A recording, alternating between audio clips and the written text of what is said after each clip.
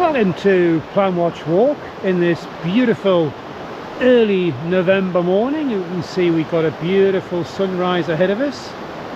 Looking forward to this one. We're getting up on the fells, starting at Slaggyford, and there seems to be quite a lot to look forward to. So before we get any further, let's have a look at the routing and the mapping, and then we'll see what adventures we've got ahead of us.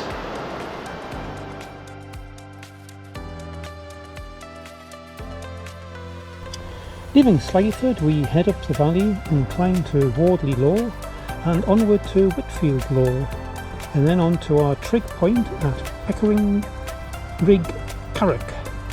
Next, heading to Whitefield Lough before our return along Burn and the south of River Tyne.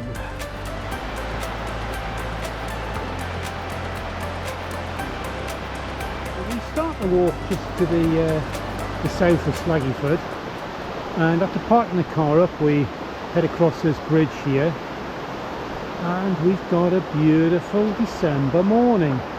Crisp, cold, about -1, -2, so up on top it's probably going to get a bit cold.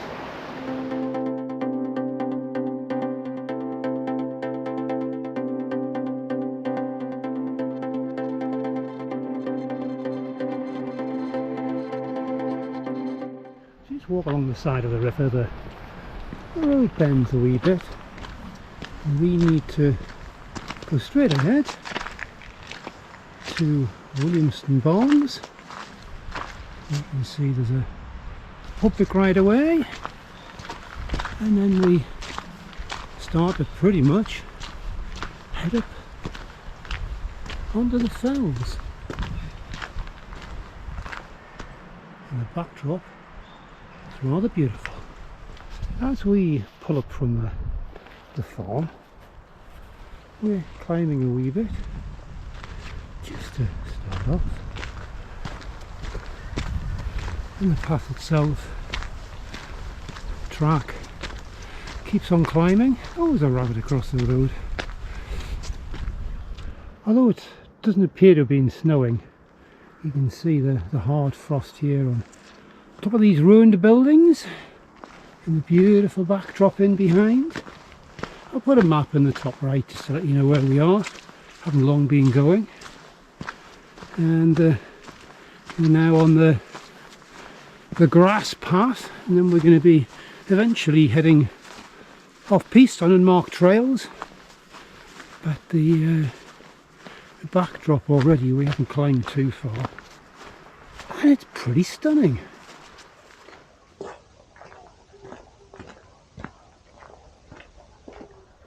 As we keep climbing, views just keep opening up.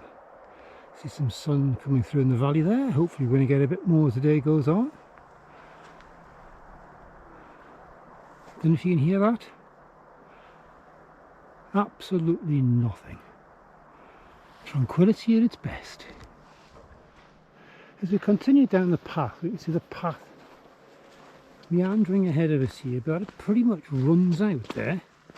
And just past those fences ahead of us is Blackley Spike, which, no surprises, comes from the hill. So we need to pull up through this gate here and get up onto the common. So we've got a stone structure ahead of us, which is our next reference point. So we're going to be pretty much off piste now, and heading up onto the fells. On our way up from the gate, we're passing many of these little stone structures. I'm imagining it's to do with grouse shooting, but they're rather quite useful, because if we follow these, just another couple ahead here, we're getting up, and somewhere just up ahead here is the plateau of the highest point so far. As we leave the little stone shooting highs behind us, we come up onto Williamston Common and Hidey Lough. So we've got a fence ahead of us there, so we're going to pick that up, and then we're heading off in this direction, and let's see where our path takes us. We've got another few hills, named hills to get in, so yeah, it's becoming Really nice. The clouds breaking a wee bit, as you can see over there. Sun coming through the clouds. All very nice and very tranquil. Well, quick sit rep. We're doing well. It's December, sort of 7th, 10th of December, something like that. And it's cold. It's minus a couple of degrees, I would have thought, but very pleasant, very crisp and dry. Underfoot, typical sort of Cheviot stuff, boggy and everything, but yeah, it's fine. It's doing all right. So we've come down the fence. Got some great views. Really, really nice views. And we have, ahead of us here, we have our path.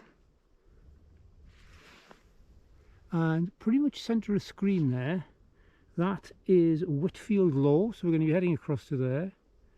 And then, now centre of screen, is Pikerigg, the Trig on Pikerigg. And then we're moving across. And then we're going to be heading down that valley over there, I think. But you can start to see some of the beautiful scenery around here. And as ever, we have it all to ourselves. Fantastic.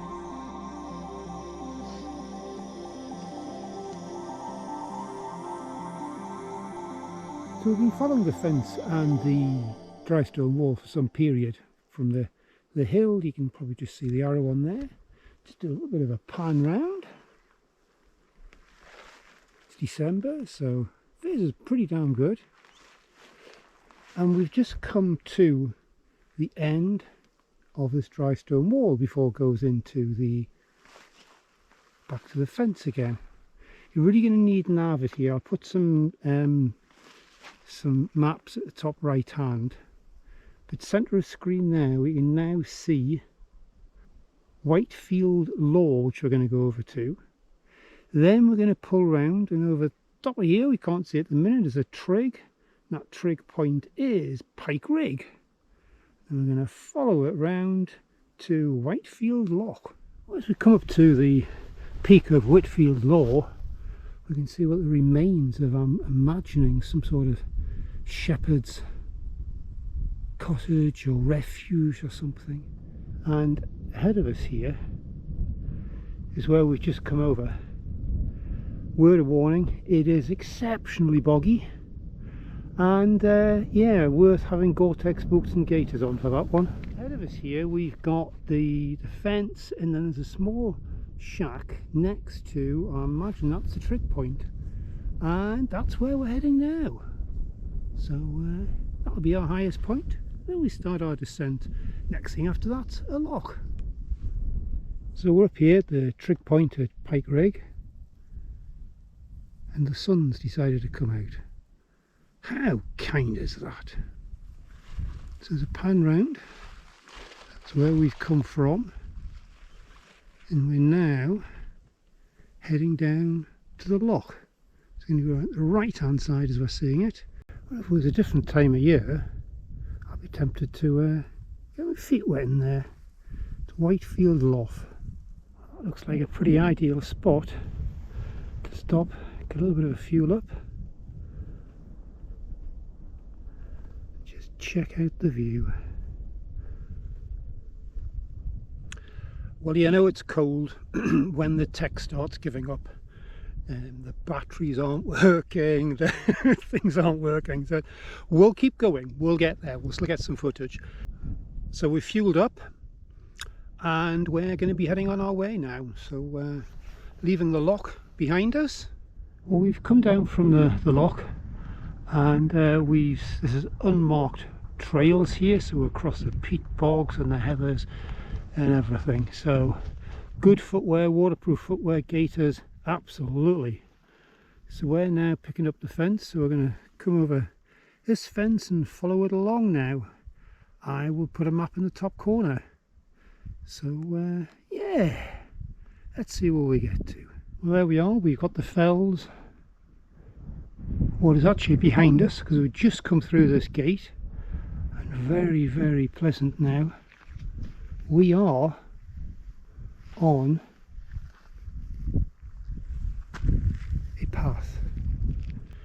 during that last stage there, I was up to my knees in bogs and just the ferns and the peat. It's been pretty hard underfoot today, to be perfectly honest. It's unmarked piste, so not too surprising. Really nice walking though, so that's good, but yeah, pretty hard underfoot, but still enjoyable.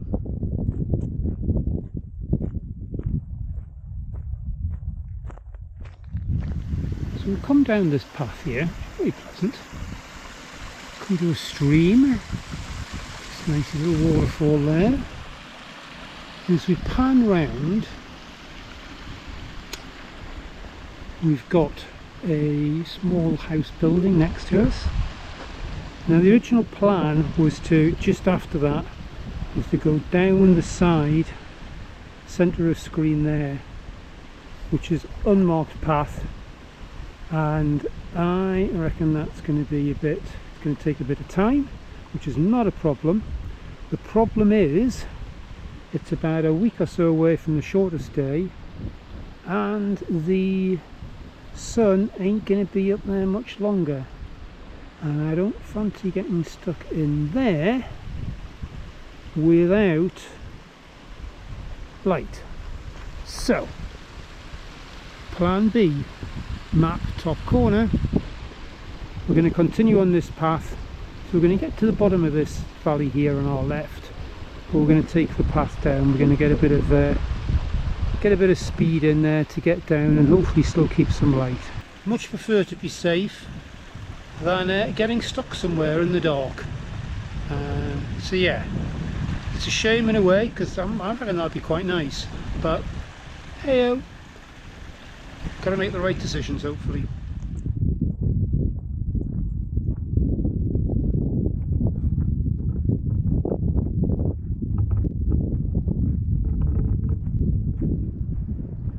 Well, it's that time of year and it's that time of day where you get some most fantastic shadows and shading.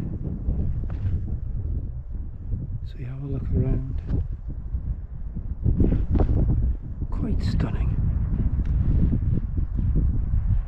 Make life worth living, it does.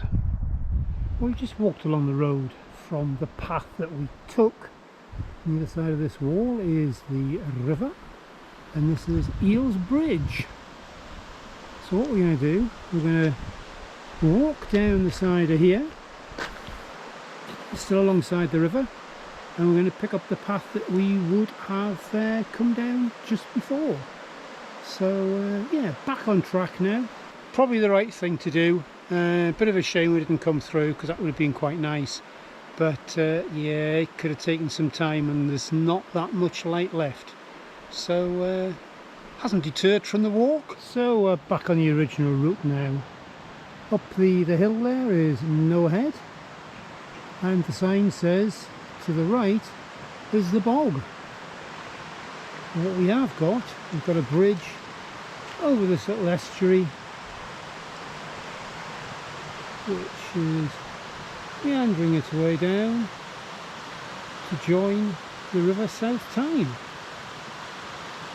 So our route takes us over the bridge and onward along the path. So the end of the route today takes us along not directly along the banks, but along the track of the River South Tyne. And if you watched some of my videos before, you'll know that I quite like walking along by rivers and water. It's got quite a calming influence on me, so a nice way for me to finish the walk, and let's see what we can find along the way.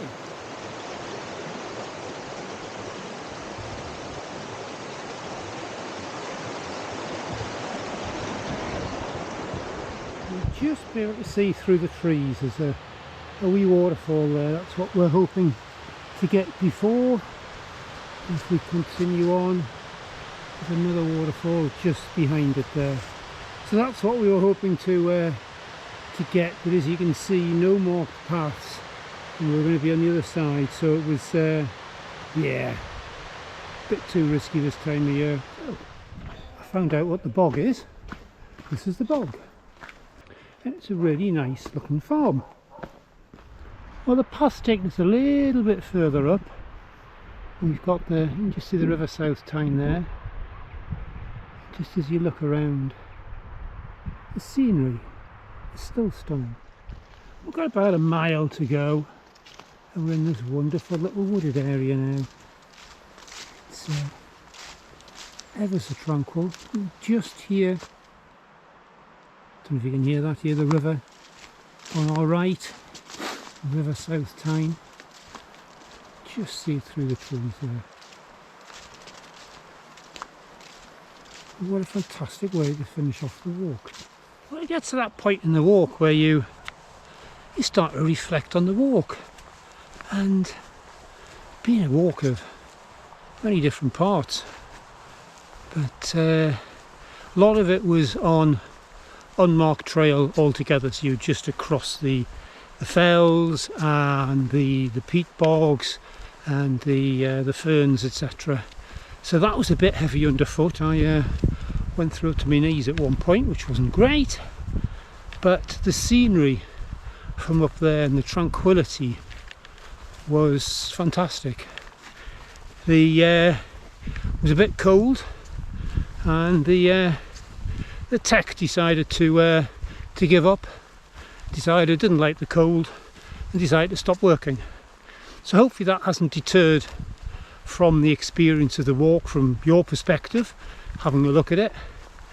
And but overall, really enjoyed it. Never been up around walking around here, so when I film these walks, it's for the first time. So if you haven't been up around here, it's your first time and mine. So yeah, about a mile to go, I think. So if you're not a member of the Plan Watch Walk family, and by subscribing, etc., it would be great if you could come on board. So much content, and there's so much more to come. So we'll come back and give you a final update, but thanks for watching up until this point. But there's a bit more to go yet. We're in the process of completing the walk, completing the full circle, and we have got Williamston farm we passed through just ahead of us. So we've got about 5 minutes to go. The walk was 10.5 miles long. The highest point was 1,722 feet. Total ascent of 1,539 feet, and it took us around about 5.5 hours. And there was some great walking and some great points of interest. Well, we're back to where we started. What a great day. Thank you for watching. If you got this far, thank you ever so much. As I said before, if you haven't subscribed, it would be great if you could become a member of the Plan Watch Walk family, with all the different equipment reviews and routes and things. And here behind us we've got the River South Tyne, and that concludes another walk. So until the next time, bye for now.